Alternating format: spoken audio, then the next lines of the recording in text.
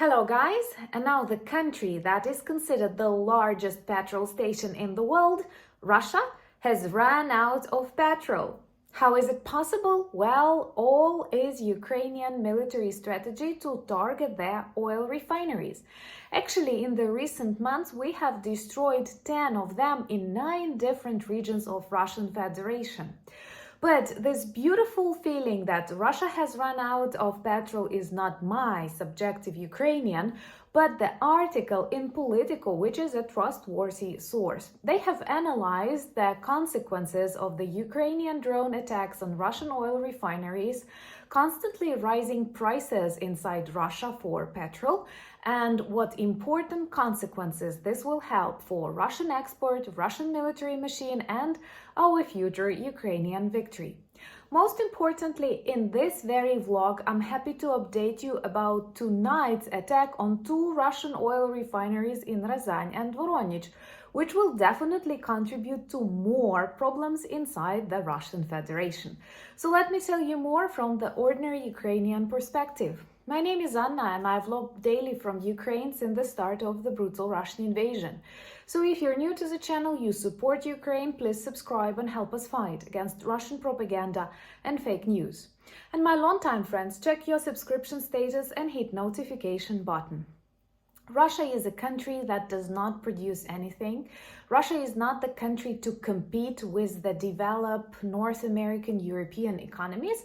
It is a country parasite, and it parasites, unfortunately, on the happy countries that border it, but also on its own natural resources. And it can be compared to a huge gas station, petrol station, whatever you prefer.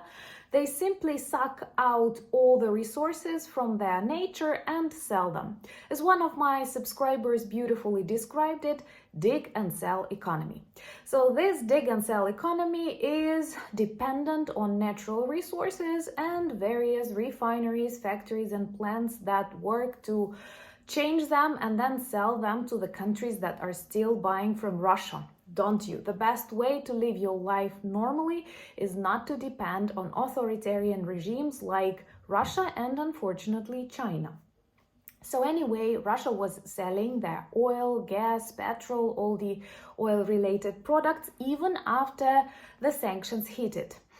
And it was important for us to influence this part of Russian industry that helps them, first of all, fuel their own military machine, tanks, airplanes, it all needs fuel. And also to stop money, dirty, bloody money from coming into Russian military budget. So when we have ran out of many options, we started targeting the oil refineries and oil depots, which are, according to NATO and our partners, are legitimate military targets. And Ukrainian drones achieved deep inside Russian area. Some of these refineries that were set on fire were like 1,000 kilometers away from the border with Ukraine. And in total, we have destroyed more than 10 oil refineries in 9 different regions of Russia. I'm sure many remember how at the start of this evil invasion, they threatened if something ever happens on the territory of RF, you are all happy because 9 regions on fire, prices are going up for Russian population and Russian army, and they don't know how to comment on that. And Politico has counted that approximately every week Russian petrol rises 10% in price for the population.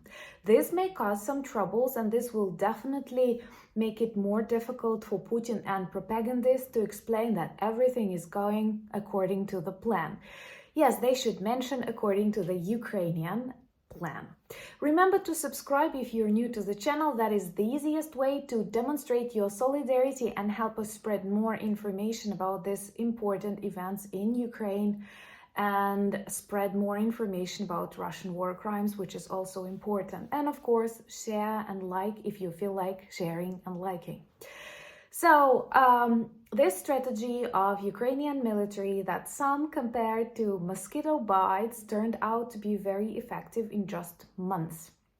Well, first of all, because there are many of Russian refineries that are not working anymore. and they cannot get details, they cannot repair these refineries. Surprise, because this is where sanctions are working, and many of these details were from EU countries, from North America, and now they cannot get them, and they cannot substitute them with some rotting Russian stuff. Also, they had to cut down export.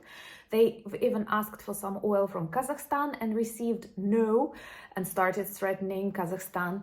And this will lead to the shortages of incoming from countries that were still buying from Russia. Another reminder from a Ukrainian: please never be dependent on Russian petrol, Russian gas, or whatever Russian, because they will always use it to trick you, to steal from you, to cause chaos and problems in your society. And you don't want this kind of life for you, your children, or your grandchildren.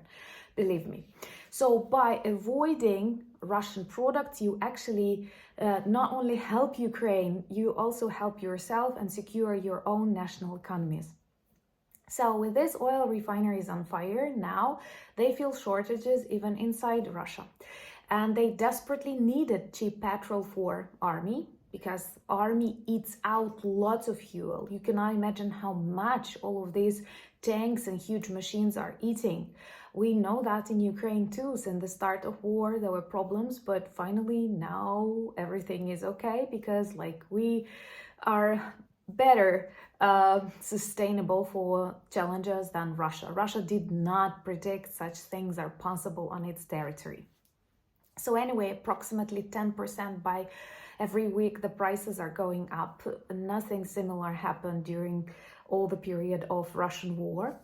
And these shortages, they are becoming more and more visible. They are bad for Russia from the economic point of view, which is good for us.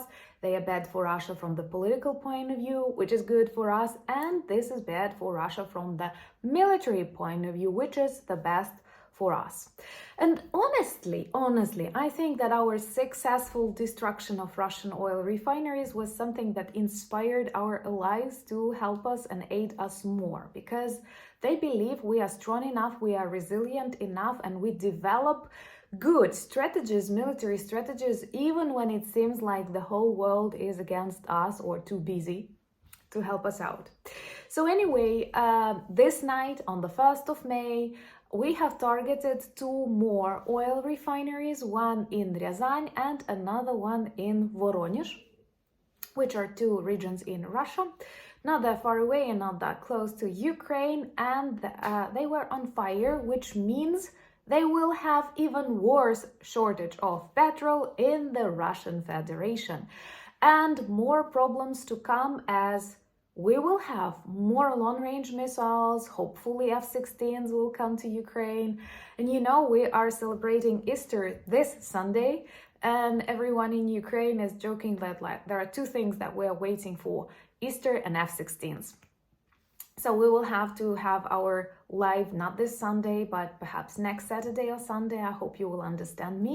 But some good things are coming, and I'm in Kyiv still, and I will film you something that I will share on the channel soon. And once again, we will be proud of our community. And yes, I'm speaking about NAFO. Thank you so much for buying me coffees, becoming my patrons, and inspiring more of the projects to come. Remember to join me on Instagram. I'm sharing more from my Kyiv stay there. Join me on Threads, Twitter, and Discord. We have a beautiful merch shop with lots of products that work well as reminders and conversation starters about Ukraine. But most importantly, thank you for being friends of mine and for being friends of Ukraine. Slava Ukraini!